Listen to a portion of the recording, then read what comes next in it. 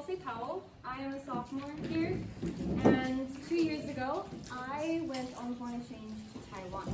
I had just graduated high school, and I figured I always needed a break from studying, and I needed to see the world. So I went to Taiwan on foreign exchange through Rotary International.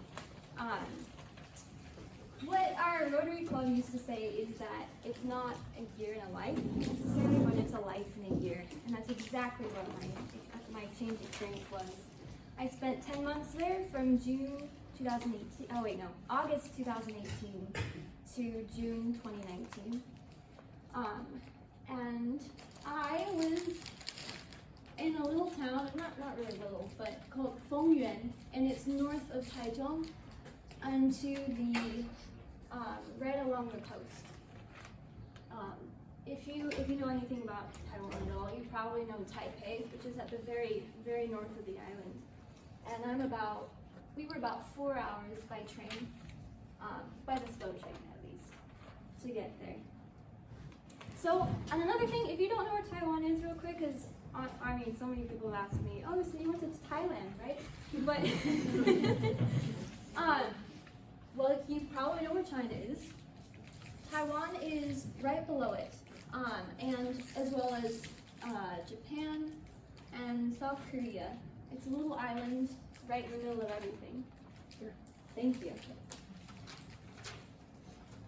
And just for fun, so you can see the difference between Michigan and Taiwan, this is MapFight I found online if you want to check it out yourself.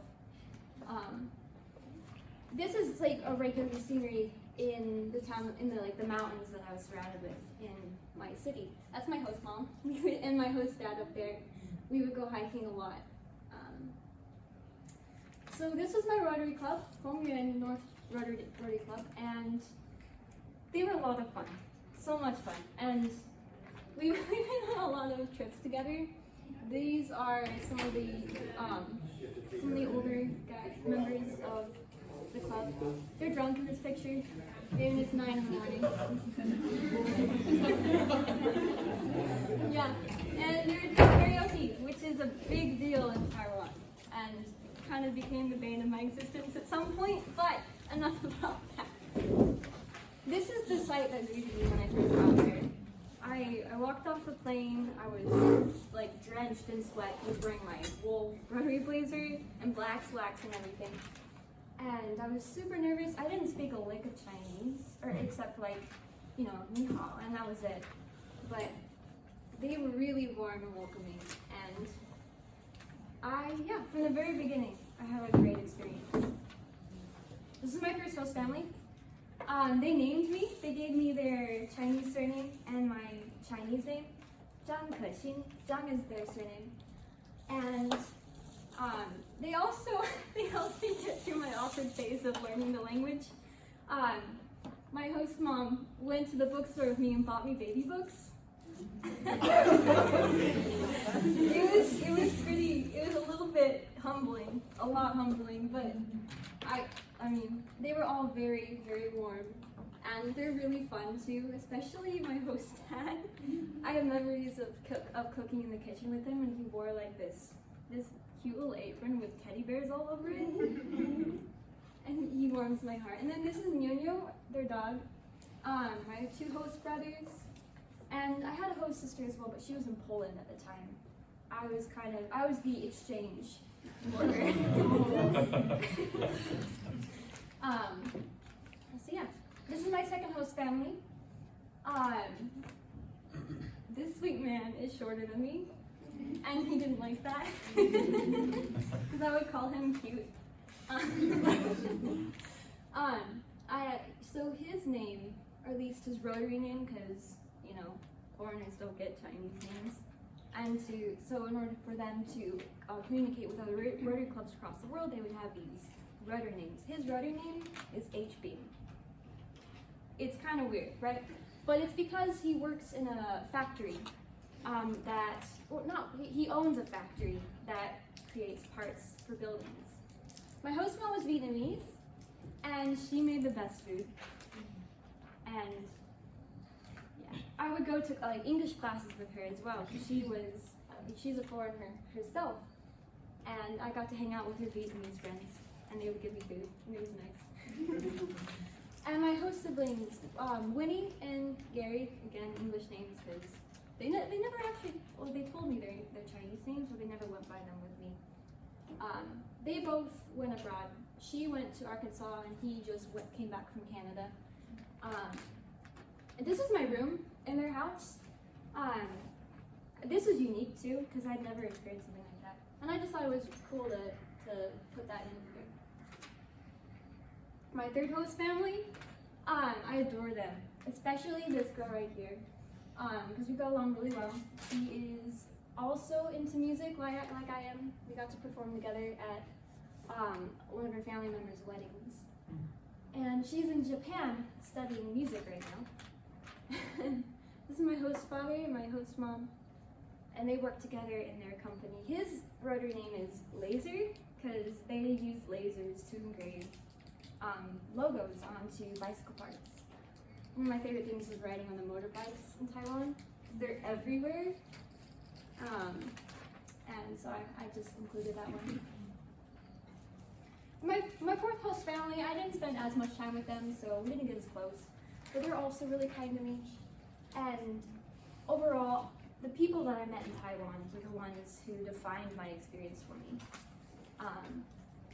Especially my host families. I had a uniquely amazing host family selection.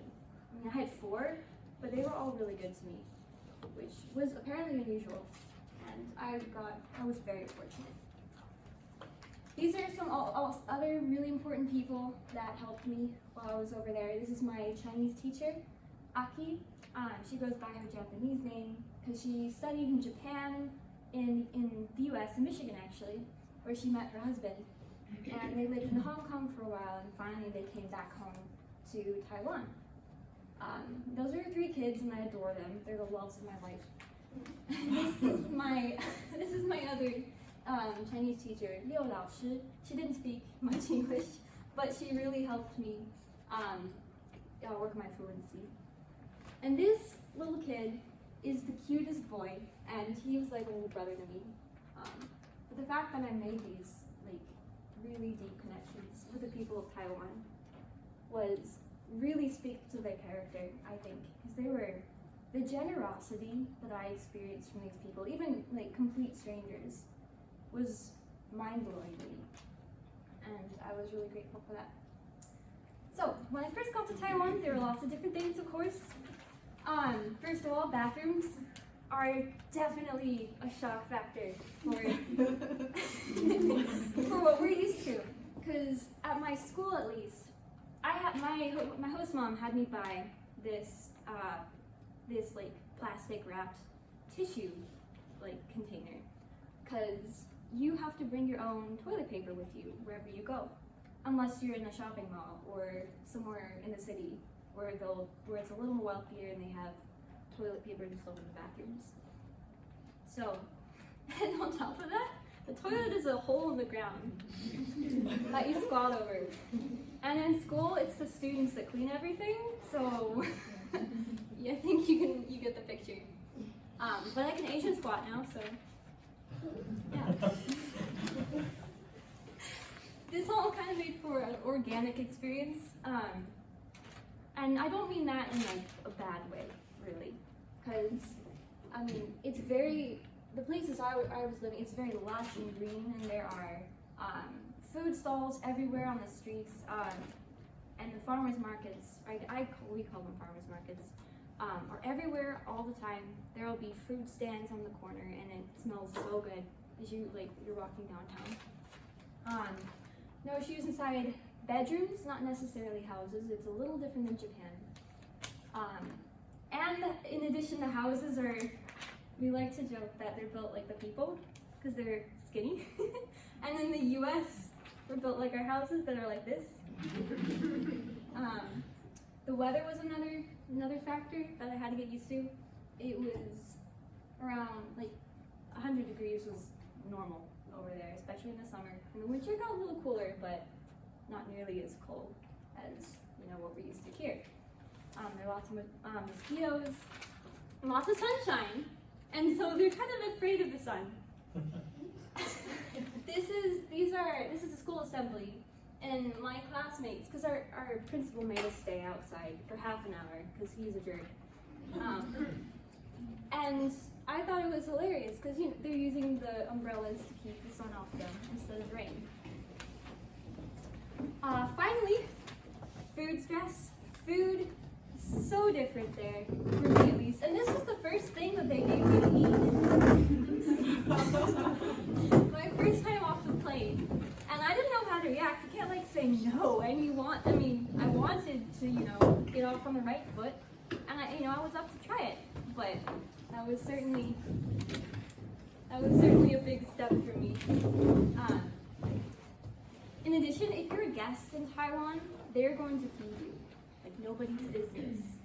And I was at a wedding one time. There were 24 courses. I didn't know that was going to happen, and I didn't taste myself.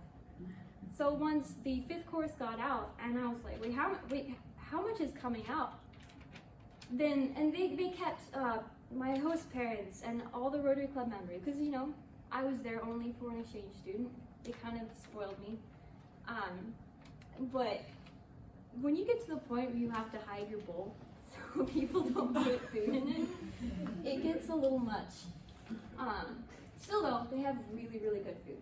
The usual setup is like this. There's a round table and a rotating center, and they usually have soup, meat or fish and rice, and there's always some kind of veggies like that.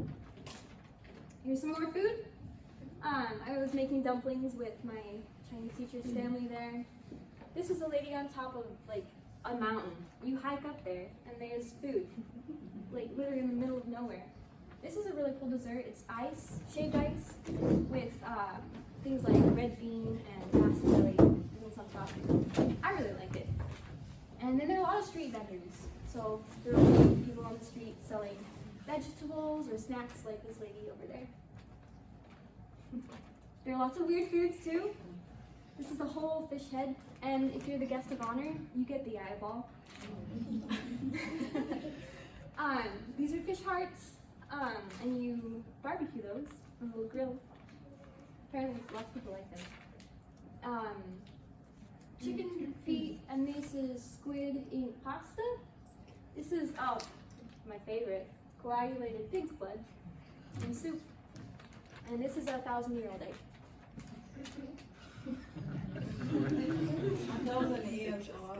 Egg. Yeah.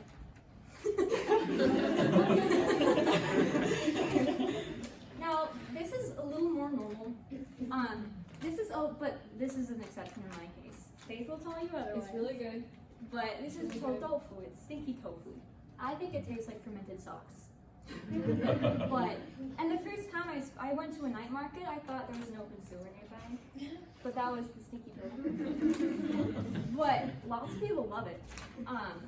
This is how they barbecue their meat. I was at the Moon Festival, the Fall Moon Festival. Mid-Autumn Festival. And just various food that I saw throughout. And I have to include hot pot because hot pot is amazing. And you basically just stuff in a boiling pot of broth and you take it out and eat it yourself. You have to fight for the meat, but yeah. So for the customs and the traditions, there were a lot. And I got really lucky because I experienced weddings, birthdays, and even a funeral. Not so unfortunate for the funeral because it was my host dad's brother that I went to the funeral for, but because I got to see these things, it opened my worldview a lot. This is me at a wedding, and the bride, instead of a ring, the groom will give the bride a gold necklace that she wears, usually with a red dress. I find that the brides will usually buy several dresses and wear them throughout the night during the reception. So sometimes they'll wear the western white, or they'll have red as well. And then just what you get to consider a really fancy prom dress. This is some people praying for good luck at a temple. They'll go there when they feel like they've been down on their luck and they just need some extra.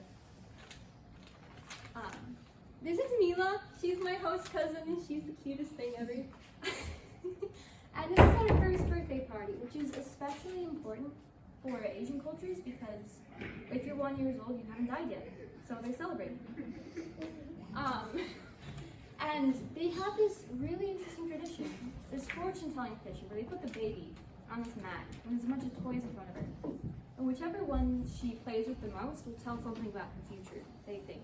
So if she plays with the doctor's kit, then she'll probably be a doctor when she grows up. Or if she plays with like the fake gold thing, then she'll be rich when she grows up. And this falls under what is called sympathetic magic. And Faith's gonna explain that. Briefly, sympathetic magic is basically, there's a lot of superstition in Taiwan, and so, basically, an example of this is when I was little, my grandma told me that if I ate seaweed, my hair would grow long and strong, and I just thought, oh, maybe there's a chemical in seaweed that makes it do that. No, it's literally just because it looks like hair, and so they're just like, it must therefore make your hair grow strong. So things like that, just like things that look similar, they're just very superstitious. And this is another example of that. They're dedicating basically the building with this little offering to the gods, and they would burn this fake paper money to like give to the gods or the ancestors as well. Next, here's some more traditions. These two were at a Mazu parade, like a pilgrimage parade that goes throughout Taiwan, and it was in my city. In this, I got to release a sky lantern into the sky. I missed the festival, but they have a tourist thing, and so I did the tourist thing with my host family. You write your wishes on the lantern, and then the color of the lantern also depicts what you're wishing for. So this is just general good luck, I think. There were other colors as well. Some fun details is that they have these flat escalators in the grocery stores for your cart, because they don't have, usually wide grocery stores. They have several stories of grocery stores, and so you have to be able to move your cart. I thought that was ingenious. I know the things you notice, right? This is a night market. They drop lots of games, and I was unsuccessfully trying to catch some goldfish with a little paper net. Their public transportation is amazing. They're always on time. Although I did get lost the first time I tried to go by myself, and it was really stressful. I was an hour late for my appointment. They also have musical garbage trucks. So instead of the garbage truck, pulling up and picking up your, the garbage that you roll out, they play for Elise, I think it is. And they come down the street, and then everyone comes out with their garbage, and they just toss it over into the garbage truck. We hear every night. Every night. Every night. Yeah. So yeah, there's the night market, and this is one of the temples. And you can see all the stubs of the incense for the people who are praying. This is my favorite thing to do. Just look at the t-shirts. This is like when people get those tattoos of the Chinese characters on them, but for English. That and I think they were also trying to rip off brands, but I love these things. You go to a night market, you should definitely try it, like pick up this habit, because it's pretty fun. Lunar New Year is pretty much the biggest holiday in Taiwan. It also is in China and Korea as well. But we usually, here we call it the Chinese New Year, but it's officially called the Lunar New Year because it's based off the lunar calendar instead of the solar calendar. There will be tons and tons of red and gold decorations on the street carts and the stores everywhere. It's like Christmas decorations here, where you know the season's coming, because there's like white Christmas playing in the background and stuff. There's also this tradition of giving red envelopes to kids being the unmarried ones in the family. And it's an envelope that contains a little bit of money. And I did say I was spoiled. These are all from my Rotary Club. So I also spent a lot of time with my host family, because that's what you do on Lunar New Year, is spend a lot of time with extended family especially. So I was here playing poker for the first time. I didn't know what was going on, but it was fun. I don't think I didn't win anything though. Yes. So as part of Rotary, I was part of this giant district of, other exchange students. So I had lots of involvement with kids from all over the world. I made some really good friends. This is Nea from Finland, Harlan from California, and this was Angie from Mexico. We also had this tradition of sharing pins from across the world, and we would collect them and put them on our blazer. And you would also take like little souvenirs from the places that you traveled and put them on there as well. And I traveled a lot, more than I ever have in my lifetime. And I've lived all across the US. But Rotary took us to Thailand for a week. I got to go to Japan with my Rotary club. I got to eat crocodile. It was cool. Tisn't,